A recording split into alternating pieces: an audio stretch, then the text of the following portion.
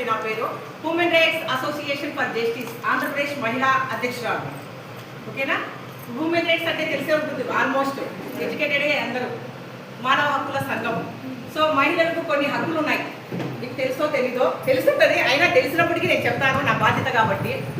So మహిళలకు సమాన హక్కు ఉంది. నంబర్ 1, పురుషులతో పాటు సమాన హక్కు ఉంది. విద్యా హక్కు ఉంది. పురుషులతో పాటు మనం కూడా చదువుకోవచ్చు, వాళ్ళతో పాటు ఈక్వాలిటీ ఉంది మనకి.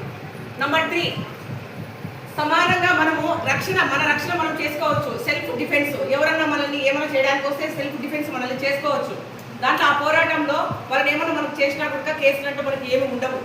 సో తల్లిదండ్రి ఆస్తిలో కూడా మనకు రైట్స్ ఉన్నాయి, అది కూడా తెలుసుకోండి. ఇలాంటి హక్కులు ఉన్నాయి.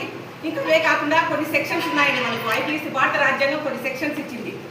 354 సెక్షన్ ప్రకారము మనల్ని ఎవరన్నా కానీ మహిళలకు వేధింపులకు గురైనా కూడా కేసు పెట్టే ఛాన్సెస్ ఉన్నాయి. 498 కేసు అని ఒకటి ఉందండి. మీ అత్తమామలు కానీ భర్త కానీ ఏదైనా ఆడపడుచులు కానీ ఎవరైనా కానీ మిమ్మల్ని వేధిస్తుంటే 498A కేసు పెట్టచ్చు. అంటే మీరేమో కేసు పెట్టడానికి తెలియజేస్తున్నాను అనమాట. 354 కేసు ఏ ఉందండి. ఎవరన్నా చాటింగ్లో కానీ లైంగికంగా మనకి పిచ్చి పిచ్చి మెసేజ్లు పెడితే ఐపీసీ సెక్షన్ ప్రకారం 354A సెక్షన్ కింద కేసు పెట్టచ్చు. 354B కేసు అవుతుందండి.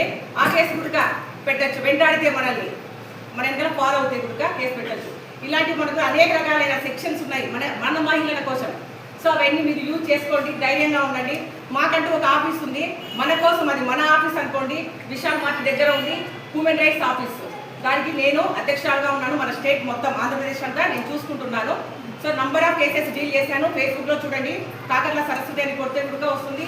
ఇన్స్టాగ్రామ్ చూడండి. సో థ్యాంక్ యూ అండి. Thank you.